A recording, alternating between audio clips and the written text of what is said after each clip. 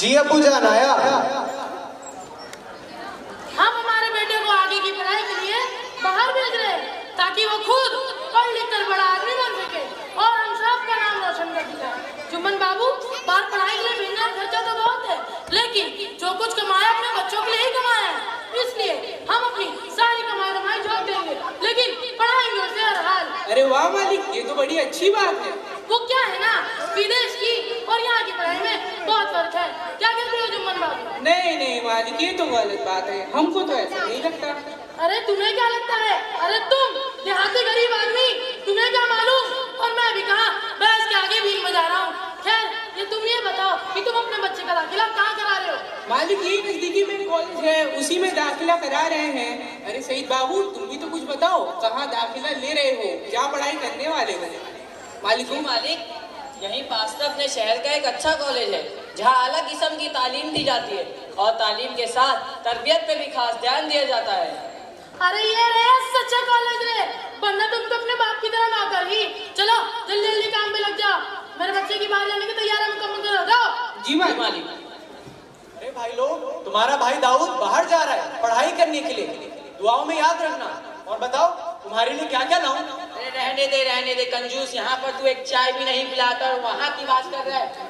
अरे भाई चल, बात बोल रहा, पिछले सारी तो पिलाए थे तुमको। अरे भाई चलते हैं, तूने पूछ लिया यही काफी है। शुक्रिया भाई। अरे हाँ पार्टी में आने का मन था, लेकिन क्या करूँ, अब्बा भी नहीं।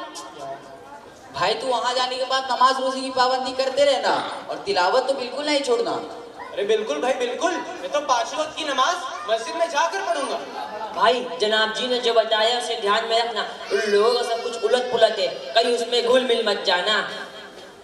चलो भाई लोग, अभी मुझे लेट हो रहा है, मिलते हैं फिर कभी। कहा सुना माफ, और दुआओं में याद रखना।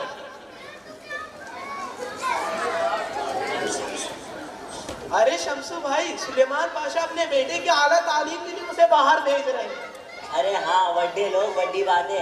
ऐसा नहीं है भाई, अगर मैं भी चाहता ना तो अपने बच्चे को भेज सकता था, लेकिन क्या है ना, अम्मा कहती है अम्मा अपने पोते को भेजना नहीं चाहती, कहती है कि पहले दीनी तालीम दिलवाए फिर उसके बाद भेजे, वरना ससुरा पता चला आने के बाद बददीन हो गए, सब अपने तहजीब और अपने कल्चर से ही हट गए, तो फिर बड़े मसाइलों का सामना करना पड़ेगा।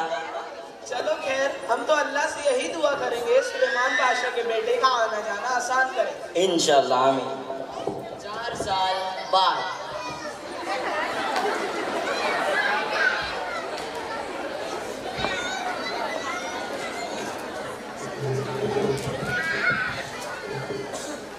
अरे ओ जुम्मन, इधर आओ। अरे ओ सईद, इधर आओ। जी मालिक। अरे तुम्हें कुछ पता होता है कि नहीं कि आज हमारा बेटा दाऊद फॉरेन कंट्री से पढ़ाई करके घर वापस आ रहा है। अरे वाह, ये तो बहुत अच्छी बात है। वो भी कई सालों बाद। चलो जल्दी जल्दी घर को सजाओ, जाओ उसके इस्तकबाल की तैयारी कराओ, जाओ। जी मालिक। अरे ओ दाऊद की अम्मा, तुम्हें पता है कि नहीं कि आज हमारा बेटा दाऊद वापस घर आ रहा है। उसके आने की खुशी में उसके मनपसंद खाने बनाओ। जी।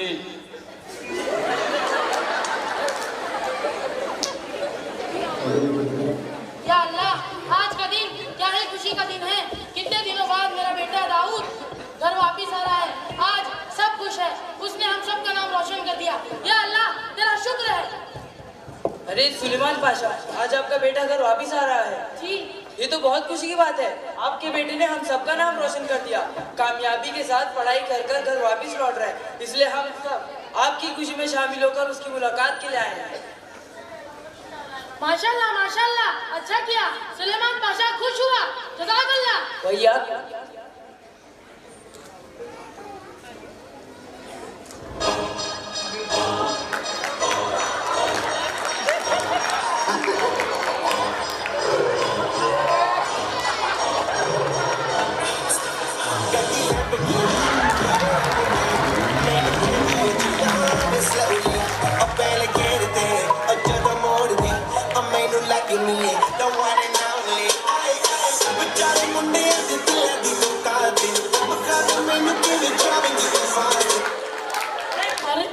अरे भाई, hi daddy, how are you?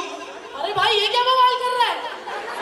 अरे बेटा दाऊद, अस्सलाम वालेकुम वरहमतुल्लाहि वबरकातुहू।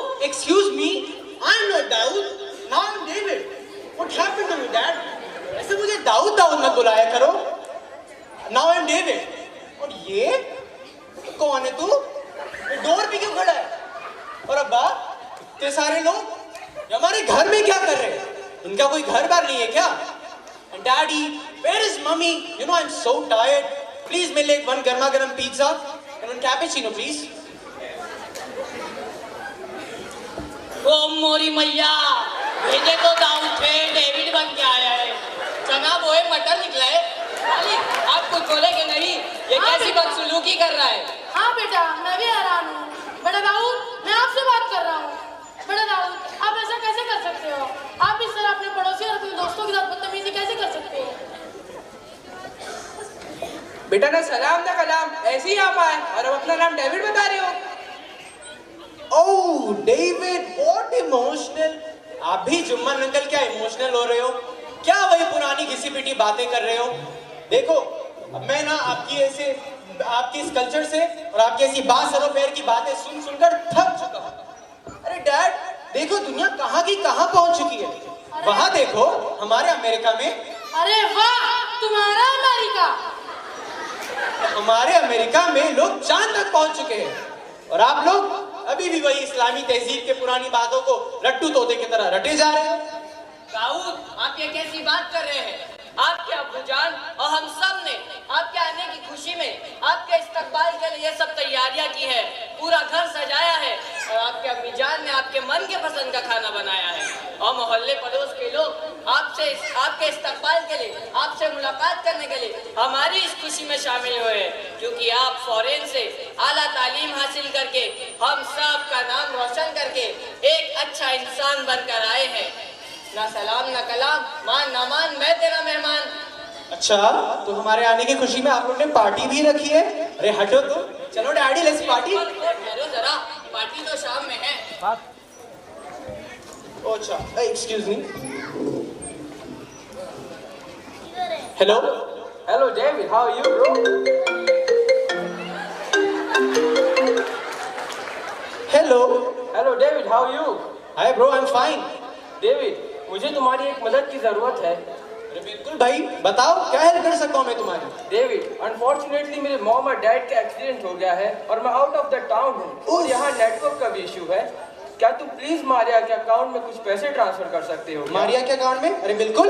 और हाँ, उसे कह देना कि अगर मॉम डैड बच गए तो हॉस्पिटल का बिल पे कर देना और ना कफन दफन के लिए खर्च कर देना। You know I am very busy. ये फाइन ब्रो, कर दूंगा। Okay, thank you. Thank you. अरे ये कैसे दोस्त है तुम्हारे? यहाँ माँ बाप आखिरी सांस ले रहे हैं और ये अपने काम को माँ बाप से ज्यादा अहमियत दे रहे हैं। खुद तो ऐसा था ही, अब तेरे दोस्त भी ऐसे हो गए हैं। बड़ा सही, इधर आओ। जी मालिक। बड़ा सही, ये वहाँ का कल्चर है, लेकिन हमारा बेटा ऐसा नहीं है। वो इस तरह अपने माँ बाप के साथ बुरा सलूक कभी नहीं कर सकता। हाँ हाँ, वो तो देखा जाएगा। खैर, ये सारी बातें छोड़ो। बड़ा दाऊद, तुम्हारे आने की खुशी में मैंने दावत रखी है, चलो उस दावत में चले। चलो डैडी लेट्स पार्टी। ब्रो, अरे ब्रो बहुत अच्छा हूँ, तू बता कैसा है? मैं भी अच्छा हूँ। पार्टी है, लेकिन ऐसा वैसा हो तो थोड़ा मजा भी आएगा। चल हटा वो सब, लेट्स डांस ब्रो।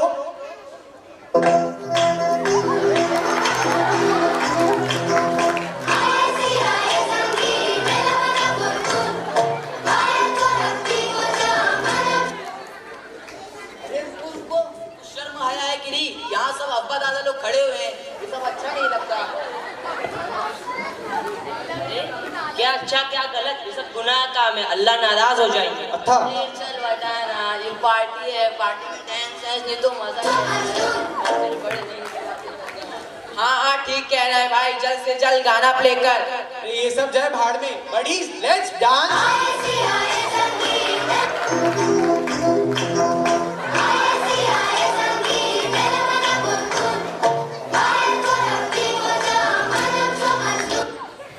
बेटा दाऊद, ये क्या कर रहे हो तुम?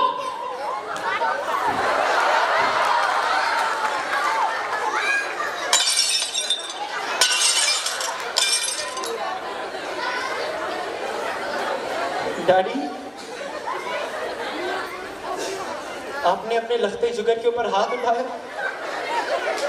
डैडी, आपने मुझे इस थप्पड़ मारने के साथ अपनी सारी हदें पार कर दी है। अब मैं आपकी एक शक्ल एक सेकंड और नहीं देखना चाहता। मैं जा रहा हूँ ये घर बार छोड़ के, फिर कभी नहीं मिलूंगा आपसे। बेटा दाऊद, अरे सुलेमान पाशा, अपने बेटे को रोको, इससे पहले कि अल्लाह का अज़ाब आ जाए। बेटा दाऊद, रुको।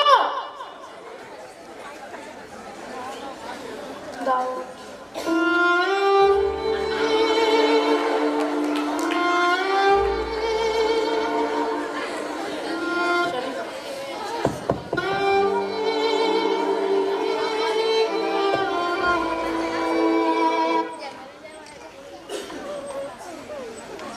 चार साल बाद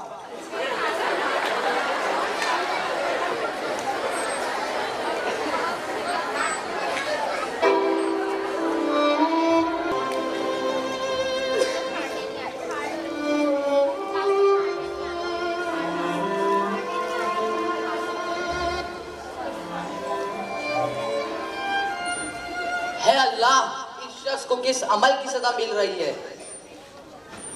ये अल्लाह, ऐसी सजा दुश्मन को भी ना दे। अरे भाई, तुम्हारे साथ कोई है कि नहीं? तुम्हारे माँ बाप है कि नहीं? तुम्हारे रिश्तेदार कहाँ हैं?